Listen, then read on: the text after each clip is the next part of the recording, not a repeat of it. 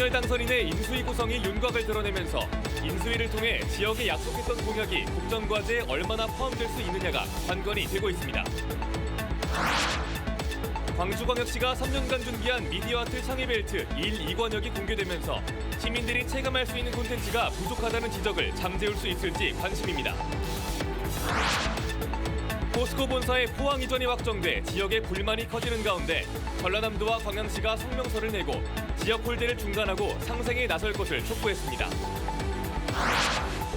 꿀벌이 사라져 피해가 커지는 상황에 전라남도는 양봉농가 지원에 나선 반면 광주는 이제서야 실태 파악에 들어가 양봉농가들이 애만 태우고 있습니다.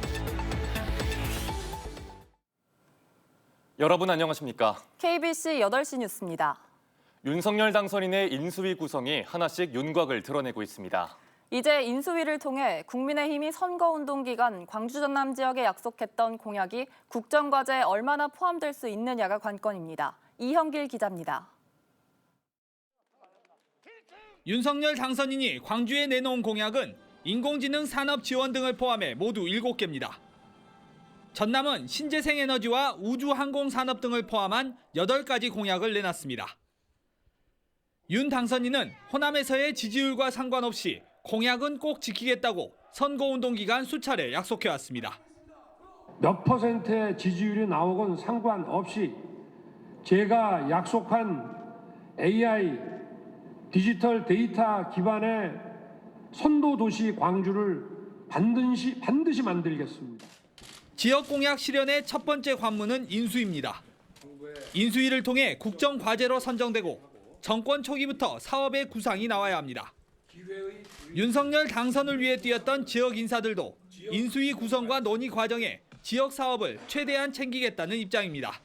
당선인이 후보 당시 지역 공약 이게 반드시 국정 과제로 반영되게 하는 게 가장 첫 번째 단계인 것 같습니다.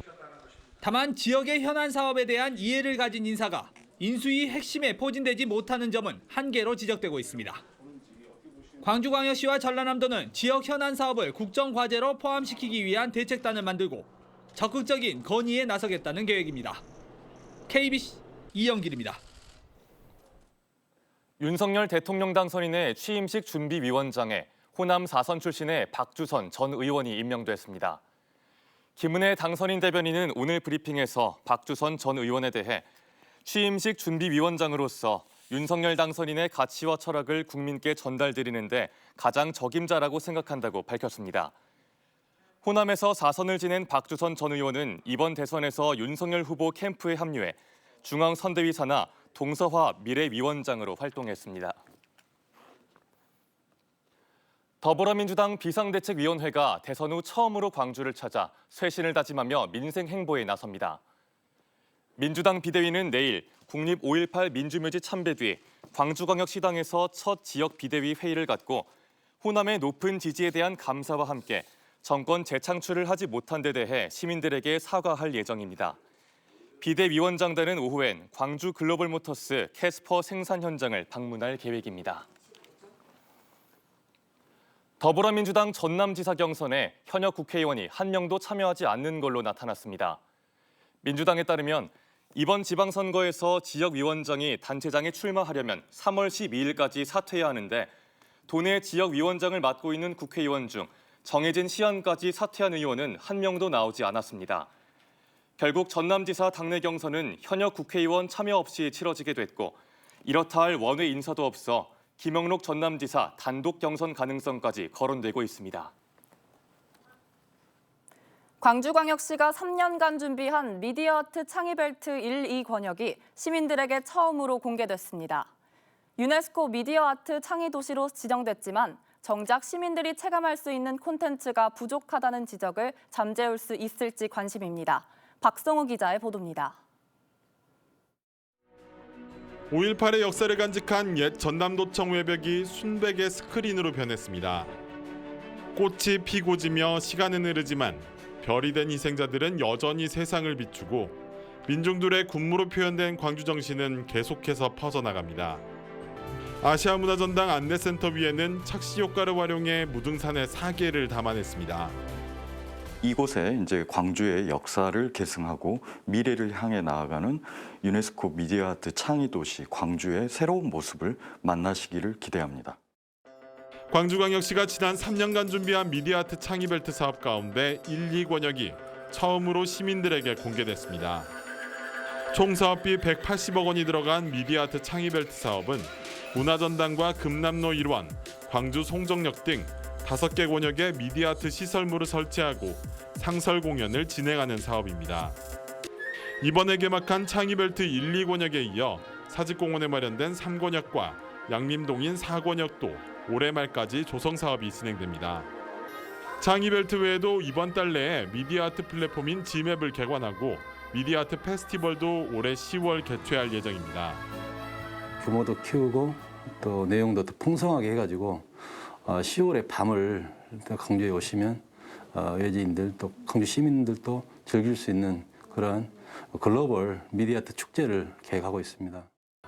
미디어 아트를 도심 곳곳에 입히는 광주광역시의 노력들이 창의 도시의 위상을 높이고 노잼 도시라는 오명도 씻어낼 수 있을지 관심입니다.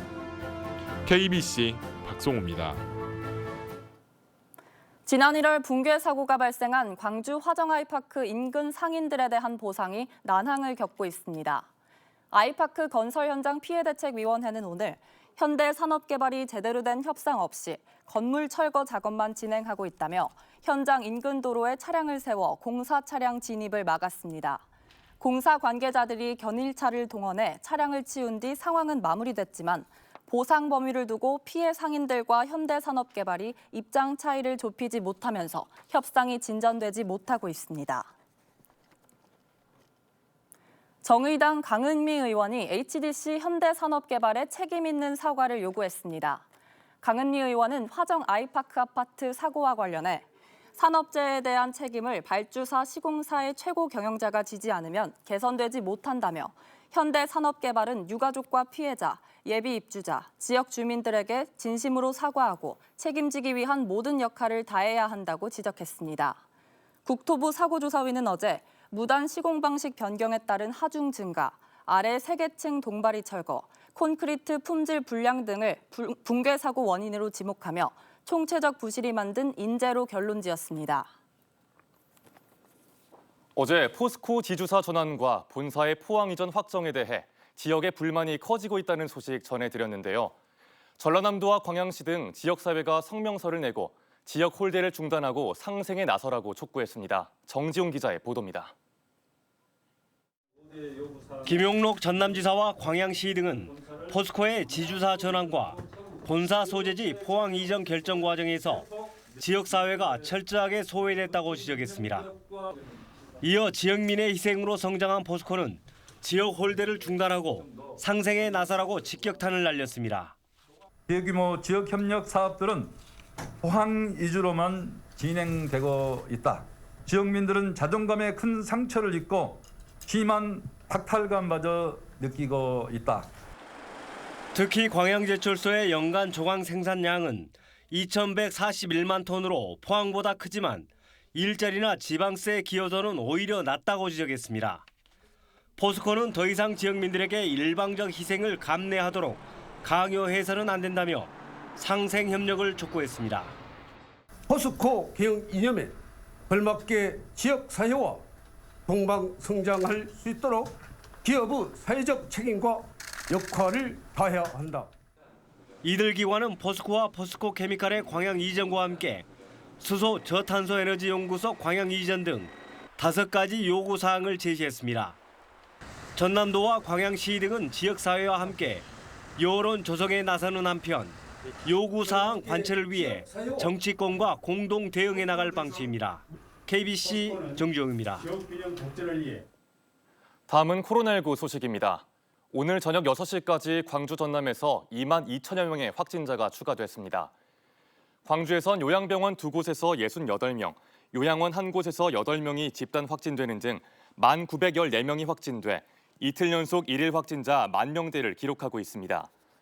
전남에선 목포와 여수에서 2천여 명, 순천에서 1,900여 명이 확진되면서 11,568명이 확진됐습니다.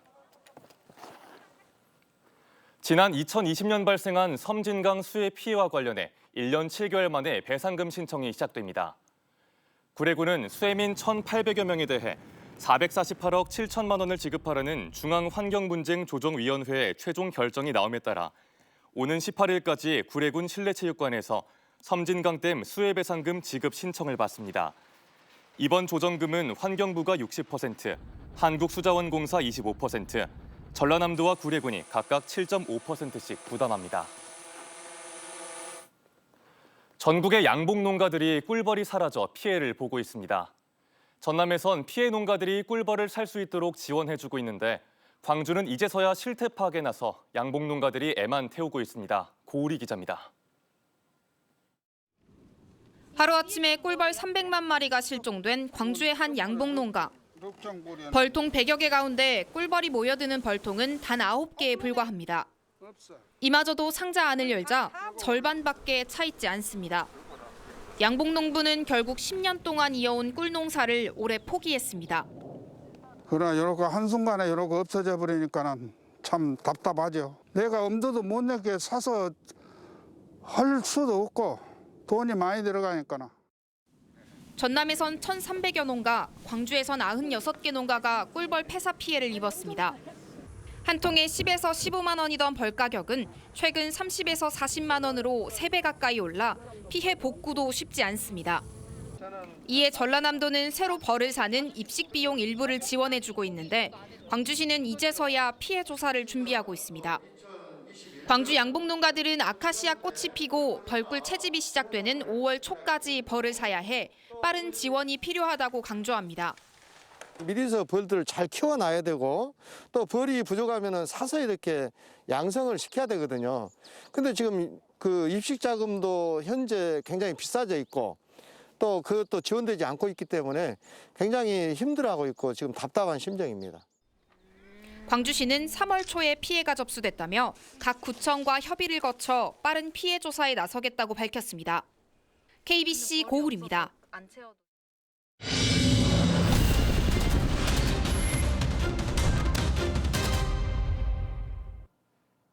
도시의 아이들이 전남의 시골에서 학교 생활을 하는 농산어촌 유학생 프로그램이 시행 1년 만에 성공적으로 자리 잡고 있습니다.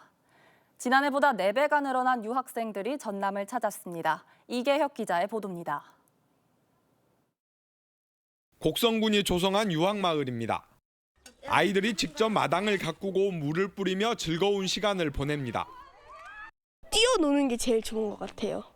사람들이랑 친분감을 살짝 쌓고 숲을 체험할 수가 있어서 너무 좋았어요. 시골에 와가지고 산도 보고 들도 보고 하면서 사색하고 생각할 수 있는 시간이 많을 수 있을 것 같아서 도전하게 됐습니다. 3기를 맞는 이번 학기 전남의 농산어촌 유학생은 모두 304명. 지난해 초 1기 82명에 4배 가까이 늘었습니다. 서울 출신이 150가구 225명, 경기 인천 출신이 13가구 20명으로 수도권 출신이 대부분입니다. 현재 전남 18개 시군 학교 50곳에 유학생들이 다니고 있습니다. 그리고 유학마을로 선정된 시군은 9곳입니다. 침체된 시골에는 활기를 불어넣고 유학생들에게는 공동체 의식과 정서적 안정감을 심어준다는 장점에 만족도가 높습니다. 지난 학기 전체 유학생의 절반이 넘는 55.8%는 유학 기간을 연장했습니다. 그 학원에 다닌 것 이상의 교육적 효과가 있다라고 학부모님들이 판단해서 그러신지 1년 또는 1년 넘게 이렇게 계속해서 유학 생활을 이렇게 하고 있다고 하는 점에서는 의미가 있다고 봅니다. 서울에 있는 재경향후회에 협력을 받아서 할아버지 고향에서 할머니의 고향에서 농촌 유학을 할 수 있는 계획을 갖고 있습니다. 농림축산식품부도 최근 전남 서울교육청과 협약을 맺고 농산어촌 유학 프로그램을 확대하기로 했습니다. KBC 이계혁입니다. 지난달 광주 전남 지역 무역 수지가 10억 6,100만 달러 흑자를 기록했습니다. 광주 본부세관이 발표한 2022년 2월 광주 전남 지역 수출입 동향에 따르면 수출은 54억 4,400만 달러, 수입은 43억 8,300만 달러로 10억 6,100만 달러의 무역 수지 흑자를 냈습니다. 광주 지역 수출은 1년 전보다 28.9% 증가한 반도체가 이끌었고 전남은 전체 수출 규모의 70%를 차지하는 화공품, 석유 제품 수출이 증가했습니다. 광주 최초의 비대면 무인 매점이 금호중앙여고에 개장했습니다. 금호중앙여고는 그간 위탁 운영을 해온 학교 매점을 비대면 시대에 맞추어 직영 방식의 무인 매점으로 전환해 개장했다고 밝혔습니다. 학생들은 무인 매점에 설치된 2대의 키오스크를 이용해 직접 결제하는 방식으로 물건을 구입할 수 있습니다. 광양의 한 고속도로에서 트레일러가 넘어져 60대 운전자가 숨졌습니다. 오늘 오전 8시 15분쯤 광양시 진월면의 한 고속도로에서 시멘트를 실은 25톤 트레일러가 넘어져 66살 운전자가 병원으로 옮겨졌지만 숨졌습니다. 경찰은 목격자 등을 상대로 정확한 사고 경위를 조사 중입니다. 전라남도가 남도의병 역사박물관 설계를 국제 공모하기로 했습니다. 전라남도는 국내뿐 아니라 해외 저명한 건축가의 참여를 유도하고 국제적 감각의 작품을 접수하기 위해 국제 설계 공모를 하기로 했습니다. 남도의병 역사박물관은 422억 원을 투입해 2025년까지 나주시 영상 테마파크 부지에 건립될 예정입니다. 이승만 독재 정권의 부정 선거를 규탄했던 3.15 이거 62주년을 맞아 시민단체가 당시 시위를 재연했습니다. 호남 4.19 혁명단체 총연합회원들은 오늘 빛고울 시민문화관부터 5.18 민주광장까지 행진하며 1960년 광주 금남로 일대에서 시작돼 마산 봉기로 이어졌던 곡 민주주의 장송데모 시위를 재연했습니다. 행진에 앞서 열린 기념식에는 3.15 의거 유공자 등 100여 명이 참석했습니다. 전남교육청이 디지털 대전환과 원격교육 시대를 맞아 미래교육비전 선포식을 가졌습니다. 장서공 전남교육감은 한평창의융합교육관 개관에 맞춰 학교의 기능과 역할을 재정립하고 전통적인 교과교육과 교수학습에서 벗어나 미래교육으로의 패러다임 전환을 다짐했습니다.